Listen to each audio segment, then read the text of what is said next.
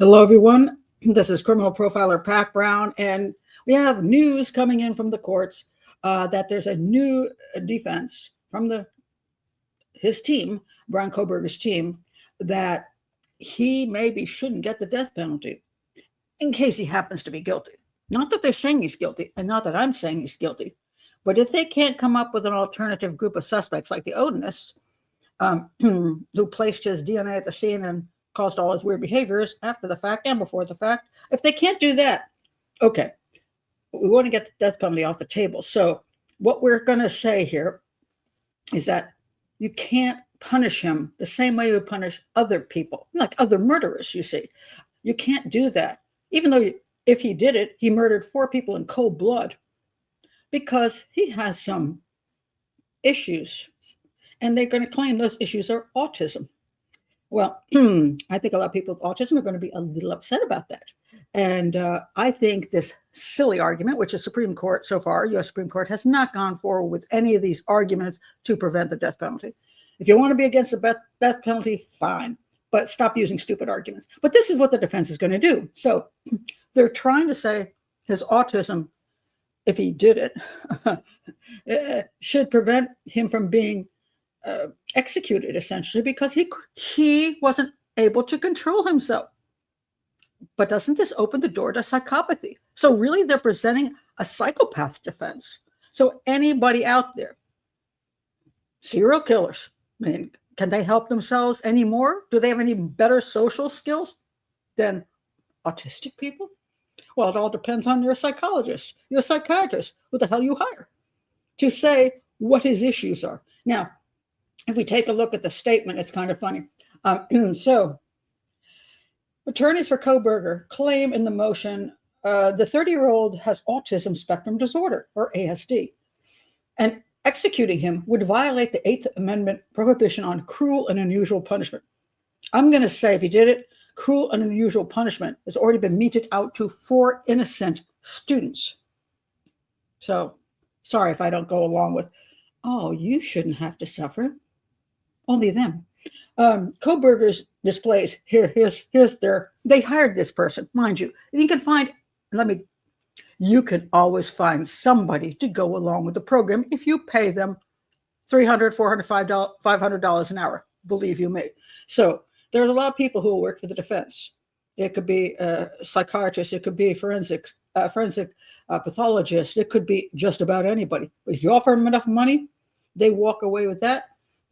There's going to be somebody who will say whatever you want.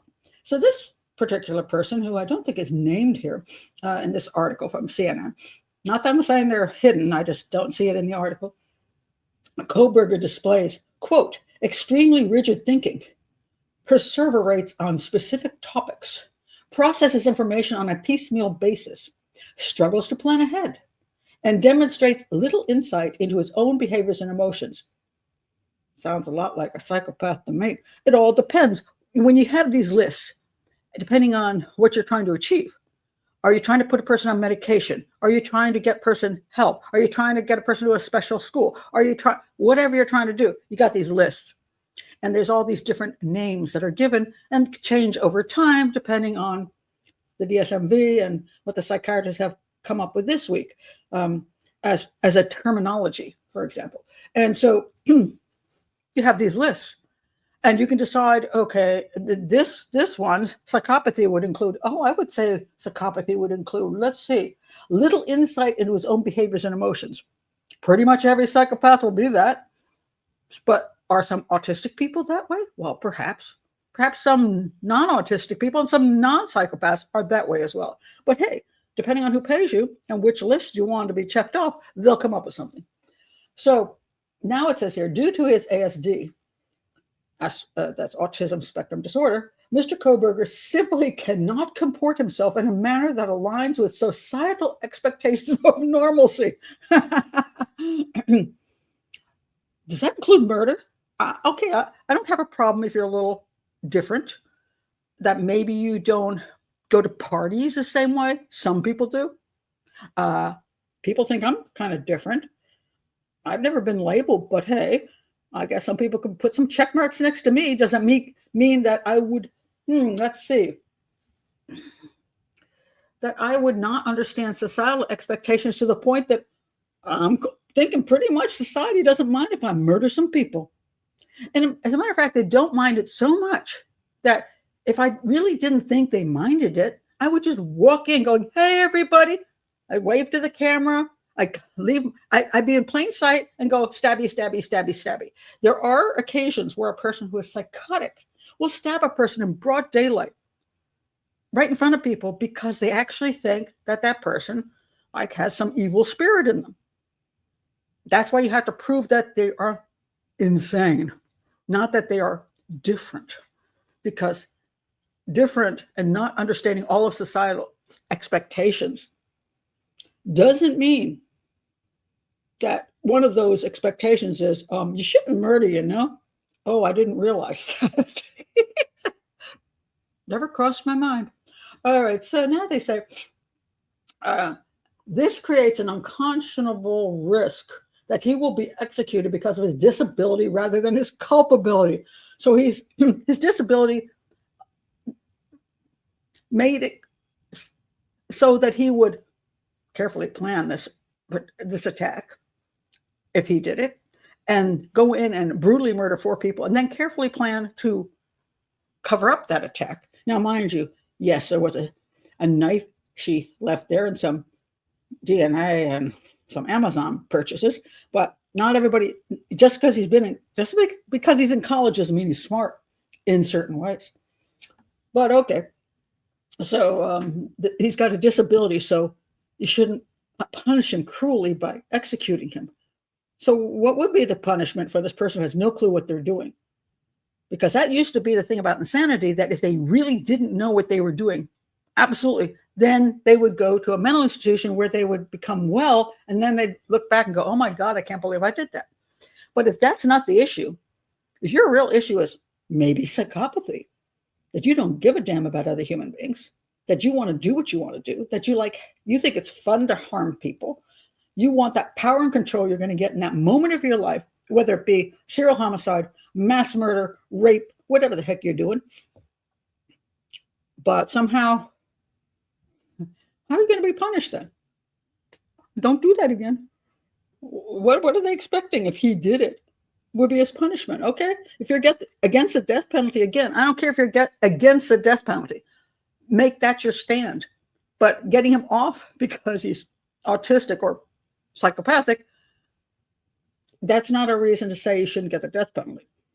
But that's what they're trying to go with. Let's see what else it says. Okay. They put in a not guilty plea. So the newly unsealed filing is the latest in a flurry of defense motions aimed at taking the death penalty off the table. The flurry of defense motions is like this. Let's see what sticks on the wall, because that's the way it works. All right. Taking the death penalty off the table for the only suspect in the fatal stabbings. Yes, so far, that is the only suspect, and everything has so far lean this direction, although I'm sure in the comments I will get all these claims that this poor guy is totally innocent and blah, blah, blah. I'm not saying he's guilty. In a court of law, he hasn't been proven guilty. I'm just saying things don't look good for him unless he's got autism spectrum that'll keep him from getting the death penalty. So the investigation culminated with the arrest in Pennsylvania of Kohberger. Okay. Now, by the way, his criminology graduate student is a very popular topic for psychopaths and serial killers, and they really love that stuff. Why? I think it just, that the concept of crime is fascinating to them. And if they can't be a cop, because usually they failed the psych test, they go to the other side. Anyway, what does the new ruling say? It's unclear if or when. What? Kohberger was previously diagnosed with ASD. So the defense isn't saying he was previously diagnosed that way. So, I mean, so this was never an issue before he was diagnosed and had help with it and all this kind of stuff. But no, we're not even going to talk about that. Maybe it just happened now because we paid somebody. All right. But the new filing cites an evaluation by a neuropsychologist, whoever that is, who found Kohberger, quote, continues to exhibit all the core diagnostic features of ASD currently with significant impact on his daily life. Well, you can say whatever you want because you're being paid. The neuropsychologist hired by his defense, well, that's why you're going to say whatever they want you to say, wrote in her evaluation of Kohberger that he displayed deficits in social emotional reciprocity. Serial killers do too. They're like, hey, I want to kill you because it's fun. And the other person says, don't do that. And it's somehow not an equal deal. And impulsive tendencies. Yeah, like I'll jump out of the bushes and stab you to death. That's serial killers do. You just had a different technique. So, but that means you're autistic. Including compulsions around hand washing and other cleaning behaviors. Well, that'll do it. I'm going to tell all the serial killers of the future, just make sure you wash your hands a lot because you'll get out of the death penalty. In the filing, attorneys for Kohberger described him as a highly distractible man with an intense gaze. Is that because you have a death penalty? Who demonstrates a little insight into his own behaviors and emotions, like every other person with severe personality disorder. You know, if you're going to fight for this, take autism out of there. Take autism, Asperger's, any part of your, wherever you're trying to go with it, and just go with psychopath. Because if he was guilty of murdering 4 people like that, I'm going to say psychopath would probably be the better label. Why don't you find yourself a psychopath expert and try to say he couldn't help himself because he's a psychopath? Except people don't seem to go for that as much. You know, they're like, well, you know, we don't really like violent psychopaths like serial killers and mass murder. We don't really like that. But so autism, no, you know, a lot of us are autistic. So, you know, that's their goal. It's crazy. All right, let's see. We found out who the medical evaluation was. Dr. Rachel Orr, ORR. What did how much did they pay you, Rachel Orr? Because some of us have a thing called ethics, and I don't care how much money you pay me, I'm not going to go and say that nonsense that you said, even though I'm not a psychologist, so I really can't be hired for that. But anyway, let's see. Previous Supreme Court rulings have determined they said that youth and intellectual disability, quote, they create an unacceptable risk of wrongful execution because they hampered the defendant's ability to present mitigation evidence. Wait a minute, they're saying that the previous ones actually did determine that could be an issue. That's what Kohberger's attorneys said. I'm going to have to look that up because I read that wrong before. Depending on what you're talking about for youth and intellectual disability, depending on what the wording is, there could be some reason for that. But I'm sure they're going to expand that wording to anything they can to shelter him from the death penalty. While the evaluation found that Kohberger possessed strong verbal abilities, you think he's in college. His language was, quote, his language was often over-inclusive, disorganized, highly repetitive, and overly formal. Well, you know, if you're too formal, that makes you a killer. What? Just throw this stuff out there and say that a lot of us could. I'm disorganized as hell. I always do everything without any kind of outline, because I'm lazy, but also I just don't follow outlines well. I do almost, you know, I just do content. I just talk. Now some people don't like it, so they go to another channel. But stream of consciousness is kind of me. Does that make me what? I don't know. But you can put a label on me if I kill somebody. Please call Orr and get it label me so I don't go down so badly. All right, and he's distracted. Okay, so am I. All right, he's a graduate student, blah, blah, blah, in criminal justice. Kohberger subtly rocks his upper torso, especially while engaged in a cognitive task.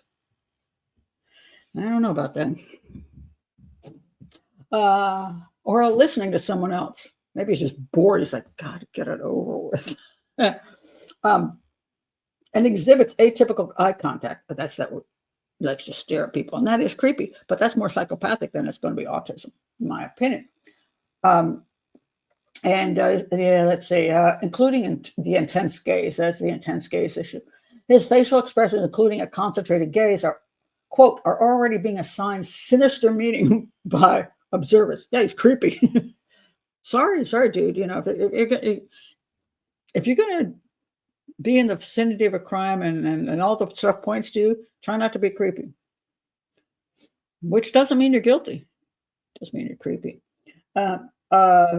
Let's see. They're trying to move the trial venue. Okay, I'm not against that because the local community is prejudiced. Well, I'm not against that, but pretty much he's been in every single media outlet and every internet. Everybody freaking knows who he is. So anybody who says, I have no idea who Bryan Kohberger is. Yeah. Okay. We should believe you. A jury in this case will be emotionally overwhelmed by the factual allegations. Any jury will be emotionally overwhelmed, which is why I'm for the professional jury system, because you have to be able to go in there and analyze the evidence and not let emotions and anger and horror take over. You should be able to look at crime scene photos and go, well, that sucks, but that's what happened. And I'm looking at it. I've seen a ton of horrible crime scene photos. Oh, sometimes of young children brutally murdered. And I can look at those because I'm detaching myself professionally. And I've also chosen this field. But for regular people, just poor people, and I call them 12 people off a bus stop, not because I'm being rude about them, but just that they're 12 regular people that have no training whatsoever, who are just randomly selected. Some people because they can't figure out how to get out of jury duty. Some because they're just decent human beings who think they should do their citizens' duty. Some people because they can't wait to get in there and see the gory stuff. Some because they got other issues. So you get these 12 people, you don't have any clue, and you don't have a psychologist going through what their issues are. So you put them all in there and you throw this horror at them. And this is going to be a long trial. So you basically imprison them, don't pay them, make them sit through. Most of the time it's boring as all get out. So trying to stay awake is just torture. So I don't think that's fair. I mean, do they deserve to be tortured? Basically kidnapped and tortured, because if you don't show up when you're supposed to show up, if you refuse to do jury duty and they say, yes, you have to do it, basically you're being kidnapped and tortured because you're a citizen of the United States. And then you get 12 people in there, and all you need is one person, a couple people, to have whatever view it is. I think he's innocent because I've been watching all the internet shows, and I think he's innocent. Or if he's actually innocent, you could have some, well, the easier part is finding the person innocent than finding the person guilty, because you do have to get everybody to agree. But all you need is a few people to get them off as far as innocence goes. And the problem with our system is it's so complicated, so overwhelming. And I think they said that, emotionally invested. And let's see, they didn't say overwhelming, but I think it's overwhelming. And I think it's hard to get anybody, normal person going in there who didn't choose this line of work, to sit there and try to understand everything that the forensic people are throwing at them, the psychologists are throwing at them. It's just a lot. Some of them are very smart people, and they can do the best they can. But I just think it's wrong, and I think it's ridiculous, and I think we need to go to a professional jury system that has. But then I've argued this for years. So a jury in this case will be emotionally overwhelmed by the factual allegations and simultaneously looking at the defendant, who appears to be emotionally uninvested, unmoved, and who cannot persuasively testify in his own defense. So they'll look at this and they'll go, can't stand this dude. This guy, I don't like his face. I don't like his stare. I don't like the way he behaves because, quote, he's now autistic, you see. Now, as a professional, I don't care how he behaves. I don't care if he comes across as a choir boy, he comes across as kind and sweet, or he comes across as a creepo. I don't care about that, because if I were sitting in a court of law, which they will never allow me to do because I'm a criminal profiler, I would look at the evidence, the forensic evidence, the behavioral evidence, the physical evidence, the circumstantial evidence. And even if I can't stand this guy, I will make sure that there is enough evidence to convict him. Otherwise, the system doesn't work properly, which it doesn't really work properly many times. So here it says here, and he cannot persuasively testify in his own defense. So they're never going to let him do that. Anyway, that's just nonsense. Amounting to an unconstitutional risk that Mr. Kohberger, on account of his disability, will be unreliably convicted and sentenced to death. Okay. So they say, is there anything else here that's interesting? Oh my goodness. There's a whole lot more stuff, but I'm not going to get into every single thing in this article. What I will say is regardless of what happens in that court of law, if he gets convicted, this will go on, appeal after appeal after appeal after appeal, till you get some new prosecutor or judge who just decides they're going to let him go, because you don't actually have to go back to a trial these days and get another jury. You got these little methodologies where it can be determined that the prosecution shouldn't have taken him to court to begin with, and therefore, or wasn't enough evidence to convict him. So says some judge. So says some new prosecutor who is a political animal and wants to make points. So it'll go on for years and years and years of massive amount of money spent on trying to say he's actually innocent. And it'll be interesting. Would the Innocence Project actually take this case? So that's not a very pleasant one. So the Innocence Project is usually willing to take cases that are against the death penalty because they're really not an innocence project. They're really a technicality project. They don't care if the person's innocent or not. I will state that right now. They don't care. All they want to find is technicalities. And then by the time the guy gets out on a technicality, they got the media behind them saying the guy was innocent. And everybody goes, oh my God, a poor guy. I'm like, I'm looking at the original documentation from the court and appeals. I'm like, oh my God, this guy's guilty as hell. But there was those technicalities they found and they got him out. But the media never shows you that stuff. They only show you what happened, that the Innocence Project is pushing in the media and whoever they're hooked up with, as far as attorneys go and prosecutors go and judges go and all that stuff. They're a very powerful organization. I wish they would just call themselves the Technicality Project, because if you want to hold the feet of the government to the fire, I don't have a problem with that. People should never be convicted if the state hasn't done their job properly. But to claim they're innocent based on a ridiculous technicality is a different matter altogether. And this is a death penalty thing, and their biggest interest is getting people out of the death penalty with a technicality.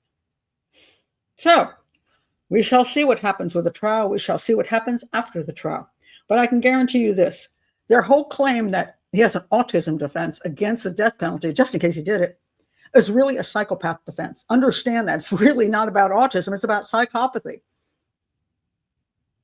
It's an insult to people with autism, Asperger's. It's a total insult. It's not so much of an insult to people who are psychopaths. They don't even care what you think anyway. So, but if they're a violent psychopath committing a horribly violent crime, you don't want to give them the same out you're giving autism people. Because if you say that people who have autism can commit horrifying mass murders and serial homicides because they're autistic and they should get out of the penalties, then you're basically saying psychopaths can't function either in that sense. They don't understand societal rules. Well, they do. They just don't abide by them. They have lots of strange behaviors. You can go through here is psychopathy checklist, and you're going to see a lot of the similarities. At least they'll claim that, when you're trying to get this guy out. But if you're going to say one person cannot control themselves because of their disability, well, then psychopaths are seriously disabled as well. The difference is, and this is where the problem comes in, it used to be you either are sane or you're insane. Insane comes with things like being psychotic to the point where you don't understand reality. You haven't got a clue what's going on. A psychopath is sane, knows exactly what's going on, enjoys what's going on, makes sure he doesn't get caught if he can avoid it because he thinks he's smart enough to get away with it. That's a psychopath. He's not insane. Now, if you're going to say that a psychopath should get out, if you say people who have autism, just like psychopaths, have some issues with functioning, understanding things in society and behavior and all that crap, then you're basically saying they should get out of committing horrific murders, even if they're totally sane. So therefore, you just set up the psychopath defense as well. So psychopaths should simply, they're disabled as well. So don't put those serial killers in prison. It's mean.